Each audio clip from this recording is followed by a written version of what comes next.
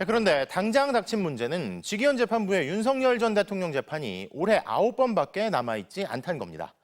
증인 신문이 남아있는 핵심 증인만 30명에 달하고 윤 전 대통령 구속 만료 기한은 2달여밖에 남지 않아서 그 전까지 선고가 나지 않으면 또다시 윤 전 대통령은 풀려나는데요. 법원 내부에서조차 이미 구속 취소를 했으니 불구속 재판으로 보고 여유 있게 진행하는 것 같다.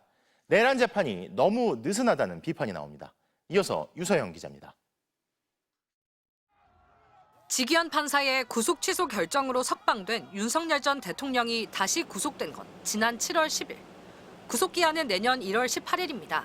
법원이 그 전까지 실형을 선고하고 법정 구속하지 않으면 윤 전 대통령은 풀려납니다.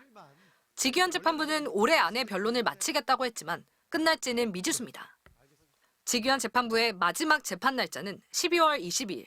이 안에 9번의 재판이 열립니다. 특검이 부르려는 증인만 30명가량. 김용현 전 국방장관과 여인영 전 방첩사령관을 포함한 계엄군 수뇌부, 조지호 경찰청장 등 한 길당 적어도 서너 명씩을 불러야 하는 상황입니다. 비상계엄 당시 윤 전 대통령의 육성을 듣고 행적을 목격했던 핵심 증인들의 신문은 길어질 가능성이 높습니다. 곽종근 전 특수전 사령관의 경우 신문을 마치지 못해 재판부가 다시 나와달라고 요청하기도 했습니다. 김 전 장관과 전직 군인들, 경찰 수뇌부들의 재판을 병합하는 절차까지 생각하면 속도는 더 늦어질 수밖에 없습니다. 지금 잡힌 일정들론 어떻게 끝낼 수 있을지 모르겠다며 동료 판사들까지 의문을 제기하고 윤 전 대통령 측에서조차 이대로라면 올해 재판을 못 끝낸다고 말합니다. 지금처럼 검찰의 일방적 주장대로 가서는 저는 금년 12월이 아니라 내년 12월까지 해야 된다고 생각합니다. 재판은 시작부터 더뎠다는 비판을 받아왔습니다. 윤 전 대통령이 구속 기소된 건 지난 1월 말.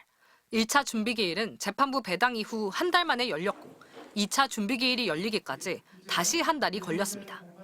재판부는 이 사이 윤 전 대통령을 구속 취소로 석방했습니다.